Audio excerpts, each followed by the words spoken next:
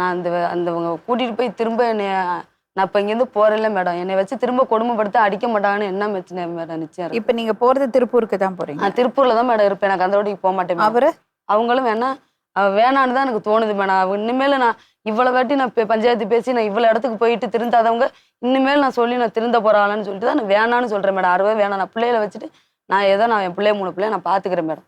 அதுக்கு அவர் என்ன சொல்றாரு? அவங்க என்ன சொல்றாங்கன்னா, நான் ஒழுங்கா இருக்கிறேன், நான் வேலை வெட்டிக்கு போறேன் அப்படின்னு எங்க அக்காட்ட சொன்னாங்க மேடம். அக்கா வர சொல்லுங்க.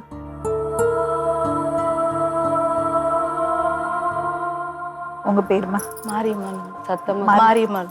மாரியம்மா. நீங்க எத்தனாவது பொண்ணு? நான் 8வது பொண்ணு மேடம். சரி, என்னம்மா பிரச்சனை? இவங்க வீட்டுக்காரரு வேலைக்கு போக மாட்டேன்றாரு மேடம். இவங்க இருக்கிறதே காலனியில தான் இருக்கிறாங்க, குடிசை மாதிரி போட்டு இருக்கிறாங்க. இந்த 4 பிள்ளைங்க பள்ளிக்கூடம் போக மாட்டேன்றாங்க, படிப்பை கெடுக்கிறாங்க. இந்த 4 பிள்ளைகளை கூப்பிட்டுக்கிட்டு எந்த நேரமும் ஊருக்குள்ள இவ சேலை வாங்கி பொழைக்கிறா. சேலை வாங்கி பொழைக்கிறாங்க? சேலை வீட்டுக்கு சேலை கொடுப்பாங்கல்ல, தெருவுல எல்லாம் சேலை கொடுப்பாங்கல்ல, அதை வாங்கி கடையில போட்டு அப்படி பொழைச்சிக்கிட்டு இருக்கா பிள்ளைகளை.